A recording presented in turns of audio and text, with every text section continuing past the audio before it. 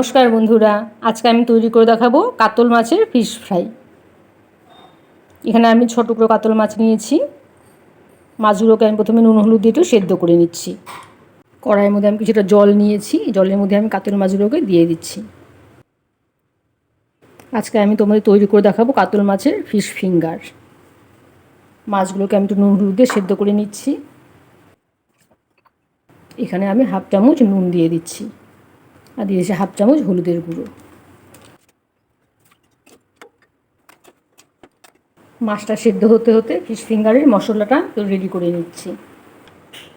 এখানে নিয়েছি আমি 4টে কাঁচা লঙ্কা, একটু আদা, 2টো পেঁয়াজ আর একটু রসুন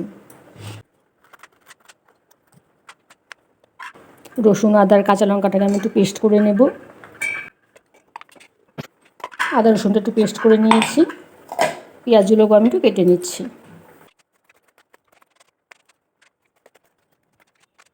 একটা পেঁয়াজ কুচি আমি দেবো আর একটা পেঁয়াজ কুচি আমি ডেকোরেশনের জন্য রেখেছি।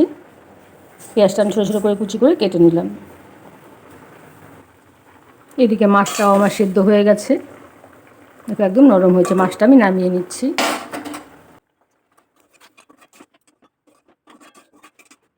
মাছটা আমি ঠান্ডা করে নিয়েছি। মাছের থেকে কাঁটাগুলো আমি ছাড়িয়ে নিচ্ছি। খুব ভালো করে কাঁটা ছাড়াতে হবে, একটু যেন কাটা না থাকে, আর এই তেলটাও ফেলে দিতে হবে।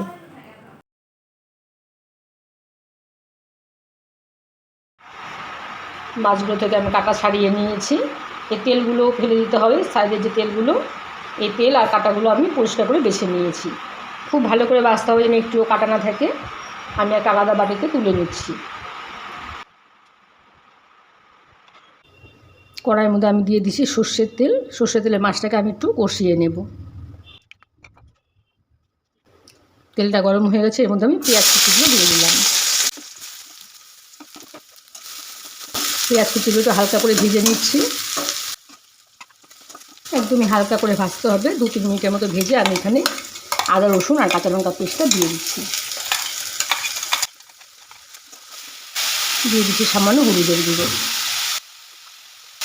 এখানে আমি হাফ চামচ নুন দিলাম। মাছটা আমি নুন দিয়ে সেদ্ধ করেছি, তাই নুনটা এখানে আমি অল্প পরিমাণ দিলাম।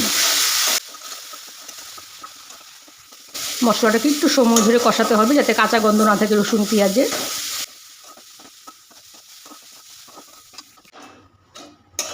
মাছটা আমার একদম কষানো হয়ে গেছে, দেখো ভাজা হয়ে একদম ঝুরঝুরে হয়ে গেছে।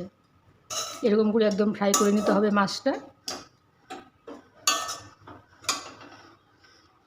গ্যাস চুলাটা বন্ধ করে দিয়ে আমি মাছটাকে নামিয়ে নিচ্ছি। এই মাছের মিশ্রণটাকে আমি একটু ঠান্ডা করে নিচ্ছি। মাছের পুরোটা ঠান্ডা হয়ে গেছে। আমি এখানে একটা ব্যাটার রেডি করে নিচ্ছি। একটা ডিম আমি এখানে ভেঙে নিচ্ছি। এর মধ্যে দিয়ে দিচ্ছি অল্প একটু নুন। হাফ চামচের মধ্যে দিয়ে দিচ্ছি গোলমরিচের গুঁড়ো।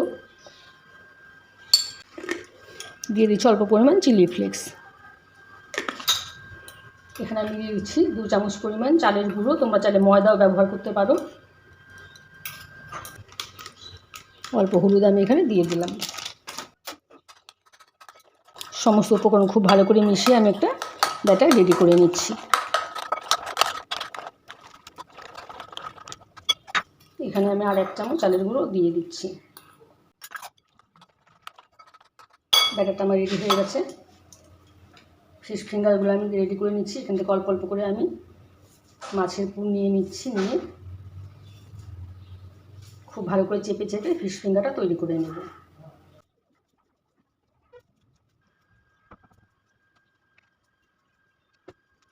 একে একে সমস্ত ফিশ ফিঙ্গারগুলো আমি রেডি করে নিয়েছি। ব্রেড ক্রাম্বসটা আমি রেডি করে নিচ্ছি। এখানে আমি কতগুলো ব্রেড নিয়েছি। ব্রেড ক্রাম্বসটা আমি রেডি করে আনছি। ব্রেড ক্রাম্বসটা আমি তৈরি করে নিয়েছি।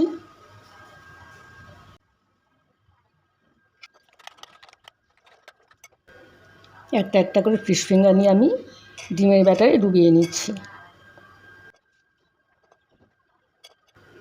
ডিমের ব্যাটারে ডুবিয়ে ব্রেড ক্রাম্বসের উপর আমি রেখে দিচ্ছি। পরে ব্রেড ক্রাম্বস দিয়ে কোট করে নেব ভালো করে। হাত দিয়ে চেপে চেপে ব্রেড ক্রাম্বসটা একদম বসিয়ে দিতে হবে।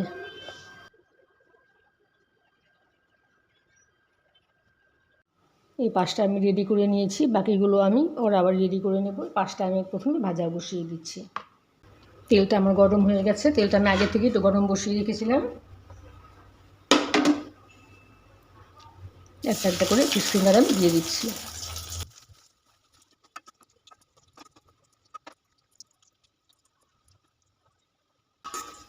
ফিশ ফিঙ্গারগুলো আমার ভাজা হয়ে গেছে। আমি এগুলোকে তুলে নিচ্ছি। এগুলো তুলে নিয়ে বাকিগুলো আমি ভেজে নেব। ফিশ ফিঙ্গারগুলো আমি রেডি করে নিয়েছি। দেখো দেখতে ভীষণ সুন্দর হয়েছে, খেতেও ভীষণ টেস্টি হয়েছে।